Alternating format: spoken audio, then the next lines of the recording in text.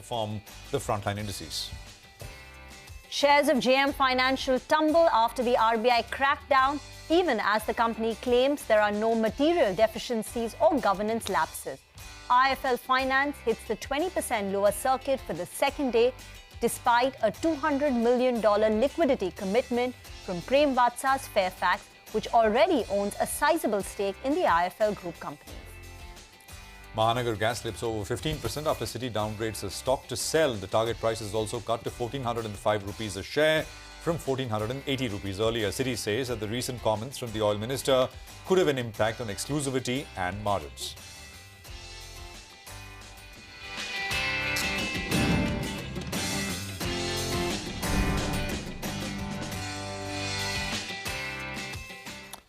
Hello and welcome to a fresh new edition of Markets Forward, your go-to show where we aim to get you everything you need to know to prepare you for the next and coming trading session. Interesting day today. I'm Prashant, with me, my colleague Reema Tendulkar. Reema, hi. Hi, Prashant. We'll get to the market action, but first let's tell you what we have on this show. All the big news, the key developments in the Lal Street, top corporate voices and the events to track. But first, market action. You called it interesting, right? The end was very different from the beginning. Absolutely. And the Nifty saw a massive 200-point recovery from the day's lowest point. But I'll not start with the Nifty because the broader market continues to be under pressure, right? And I think that has been the story now for the last few trading sessions. So it continues to lose momentum, and at one point it did look a little tricky. The small cap index was down almost 3%. It, of course, ended about 2% lower. Declines outnumbered advances some 6-1 at mid-afternoon, then 5-1. It recovered to about 4-1 by close. About 400 or 500 stocks to about 2,000 stocks on the other side. And, the mid-cap index, of course, also recovered about 0.5% lower by close. But that's essentially the area, the segment of the market which continues to face a fair bit of selling. The frontline indices, the Nifty 200 points from the day's lowest point. The Nifty Bank looked strong from the morning, and it was ICICI Bank more than anything else. I mean, HDFC Bank, within the Bank Nifty is underperforming, and within that HDFC Bank is the big underperformer. But it was no thanks to HDFC Bank. The others participated, IndusInd and an Axis and a Kotak and an ICICI, and the Nifty Bank ending about 0.75% higher. IT as a sector, I mean, it was all sold off yesterday on the back of that CLSA note. That also came up a little bit, and in the last 2 hours, starting 1:30, there was some recovery which showed through. So interesting, the large caps, because there is one large segment where there is so much underperformance over the last many months, which is banks helping lending a helping hand to what the Nifty finally closed at, while the broader market that continues to see a bit of selling pressure, a bit of profit taking. Many stocks there are now down between 20 and 25% from their highs about a week and a half back. Reema. Well, at least on the index, we've got a record close for our markets. Yeah. The sensex closing above 74,000, the Nifty closing above 22,450, but the intraday high on the Nifty was a level of 22,491. So we got very close to 22,500. Banks, as Prashant said, was steady right from through the course of the trading session. But in the last 2 hours, IT did well. The Nifty IT index up 0.7%. Pharma and FMCG. These two sectors too contributed on the way up. And again, all the gains came in only in the last 1 or 2 hours of trade. But on a week-to-date basis, just to illustrate the point of the weakness in the broader market, the small cap index has a cut of close to about 3.5% at a time, when the Nifty has a gain of about 0.5%. So that weakness in the small cap index, this is not the performance this week. This is the performance, for the week, 3.5% lower for the small cap index. But let's tell you what we've lined up for you on our show today. We start with the top movers of the day. Hormus joins in. The sector that continues to be in the spotlight is financials. This is following RBI's recent crackdown on JM Financial, Paytm Payments Bank. We'll tell you the key reasons behind it and D Street Chatter. It's CNBC-TV18's popular segment. Nimesh will join in to tell us why Oracle Financial was buzzing. And last but not the least, we delve into the key market events to watch out for in tomorrow's trading session.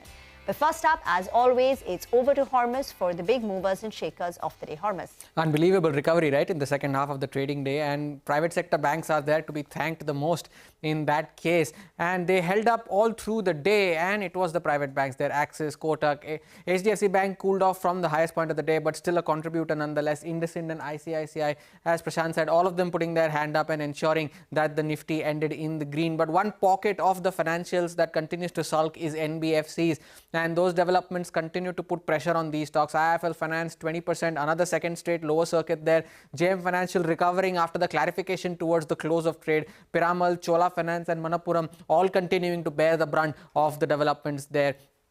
Another sector that was under pressure in today's session was real estate, and while the others staged the recovery, the real estate SPAC continued to remain under pressure. Snapped a 4-day winning streak today. Sobha, Brigade, Swan, Phoenix Mills, Oberoi, all of them were the top losers, anywhere between 2 to 5% in today's trading session. IT was up until around 2 o'clock. The IT index was also down almost 1%, but then, yeah, as you can see there, all of them say a swift recovery towards the close of the trading day. HCL Tech was the only stock in the green at one point of time, but after which it was TCS, Persistent, Infosys, LTI, Mindtree, all of them ending in the green. But one sector that did not do well amidst all of this melee was cement, and that stock as Ultratech, JK Lakshmi, you can see the cuts of almost 6% in JK Lakshmi Cement, JK Cement, Ramco, Shree Cement, all of them ending lower in today's trading session. Back to you. All right, Hormuz, thanks very much for that. We have Nagaraj Shetty of HDFC Securities, Mayuresh Joshi of William O'Neill also is with us.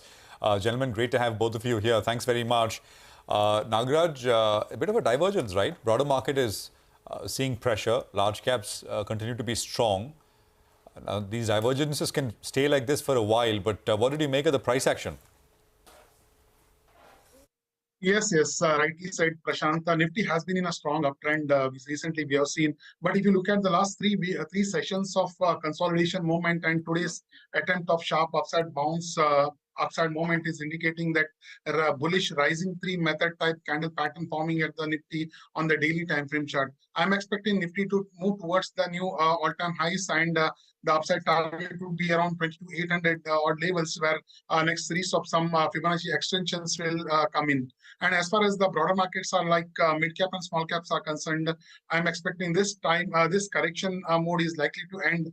Now we have seen the upside breakout in the Nifty, and I'm expecting these broader markets like mid cap and small cap are likely to follow the trend, and eventually this range bound action, this correction is could end in the mid and small cap segments, and I'm expecting upside breakout in these segments as well. This is just over a period of time. Okay, do stay on. Let's get to the big story of the day, and that shares of JM Financial hit a lower circuit in early trade. This is after the RBI barred the company's subsidiary, JM Financial Products, from financing against shares and debentures. The Reserve Bank's limited review found material deficiencies in their loan sanctioning process, especially with IPO financing. The central bank also flagged governance issues within the company. However, JM Financial's management has claimed that there were no material deficiencies or governance lapses. In a statement, the company said the net income from the IPO financing business is 7 crore rupees in the first 9 months of FY24. This constitutes a 1.5% of their total income of JM Financial Products and 0.3% of the consolidated income of the company. The company went on to say the impact of the RBI order in monetary terms is not material. Shares of JM Financial did manage to recover some of the lost ground, but still ended deeply in the red. Mayuresh, before we get to the other big story, and that's on IIFL Finance, come in on JM Financial.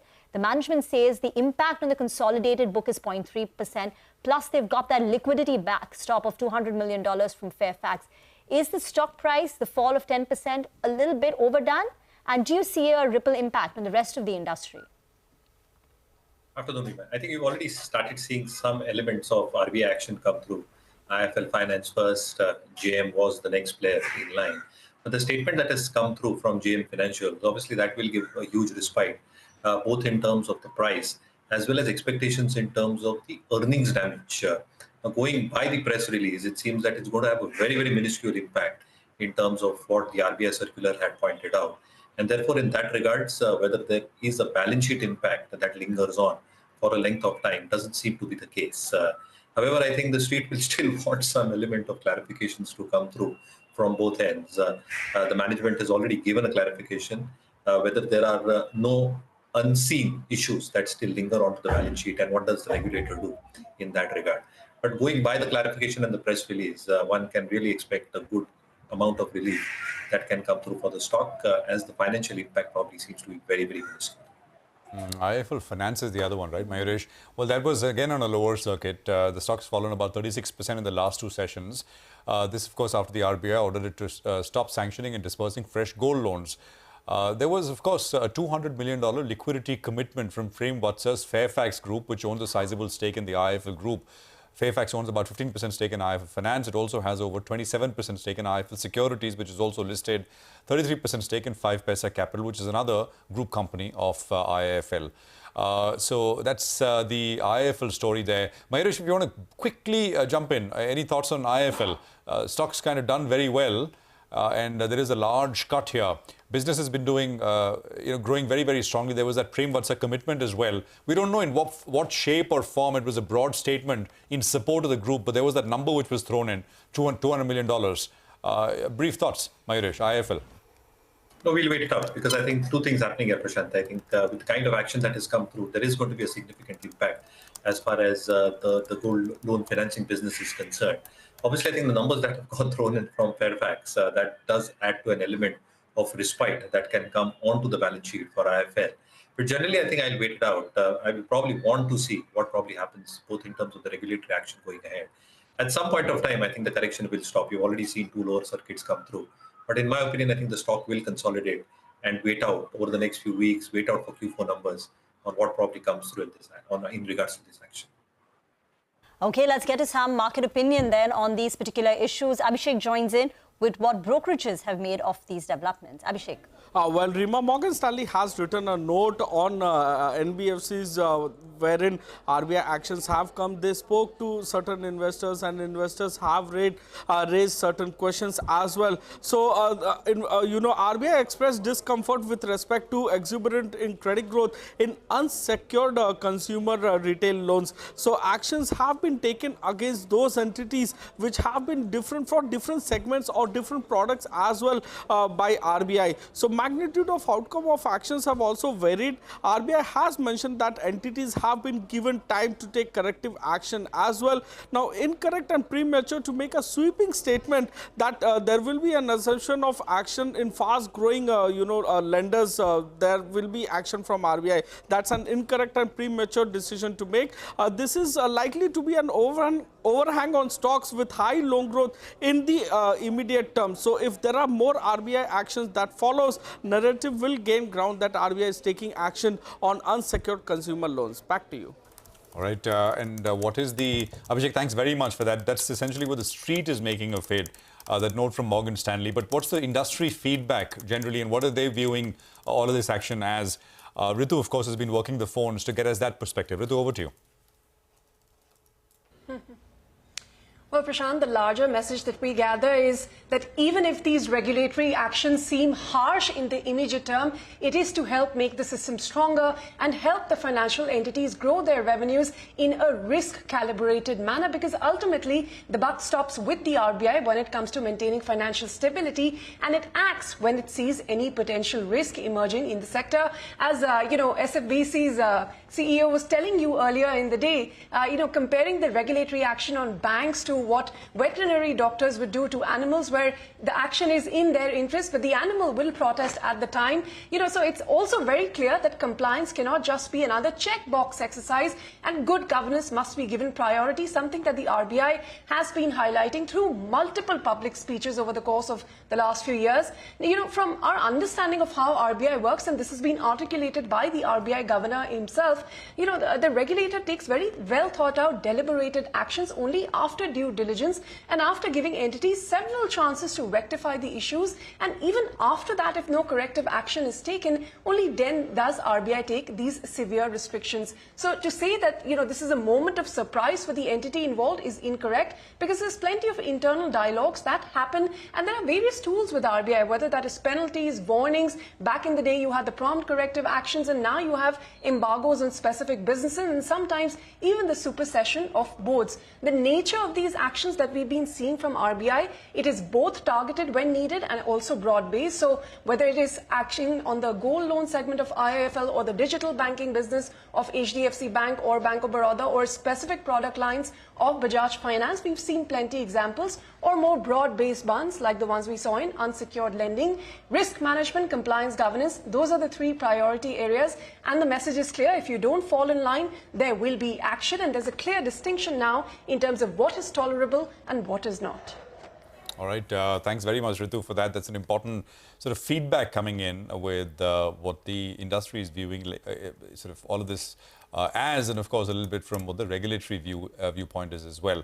MGL and IGL, the gas utilities, distribution companies, they fell sharply. I mean, 15% on MGL. Citi has downgraded MGL as a stock, and this is on the back of some comments coming in from the oil minister himself. Nimesh is here with details. Nimesh. Yes, Prashant, so a big sell-off in the City Gas Company stocks, both MGL and IGL. Indeed, MGL was the biggest loser today, down 15% on the back of a big downgrade coming from Citi. So they've downgraded the stock to sell now. The target was a 14.05. Now, Citi says there is a regulatory risk on margins, and hence they've opened a negative catalyst watch. Now, the key concerns for them is on the back of the statement from the oil minister, which states that one, the end consumer is not benefiting fully from the gas reforms from the government. Two, the minister believes that the city gas companies are still enjoying very high profits. And three, the minister said that in case needed, there could be stricter actions in benefit of the consumers. So this all could mean negative for the city gas companies and more so for MGL, because this could mean they could lose the exclusivity, as well as it can impact the margins as well. The stock has been buzzing off late. In fact, it's sitting at close to 13 times on FY26 price to earning, and there is very limited room for error. So on back of the minister's statements, a big downgrade coming on MGL, and Citi has downgraded the stock now to sell. The target was of 14.05. Nimesh, thanks for that. Nagaraj, MGL and IGL, where do supports come in? Yeah, with this, today's move has certainly damaged the momentum for the MGL, and I'm expecting around 1250 to 1220 levels is going to be a good support for the MGL, where the 200-day EMA comes in, and the IGL, there is a support of around 400 to 410 is going to be the good support for the IGL, which is the lows of previous few weeks. After many days, you had some green on hospital stocks. Actually, two areas, hospitals and insurance companies. ICICI Pru, there was Max Health on the hospital side, which was up. Anything you like here? Nagaraj? Yes, hospital side, there is a possibility of some upside bounces. Apollo Hospital is the one that we have seen. The stock is declining from the higher levels. There is a possibility of buying emerging from the lows. Okay, Apollo perhaps is the sort of one which perhaps is could see a bounce if that were to materialize.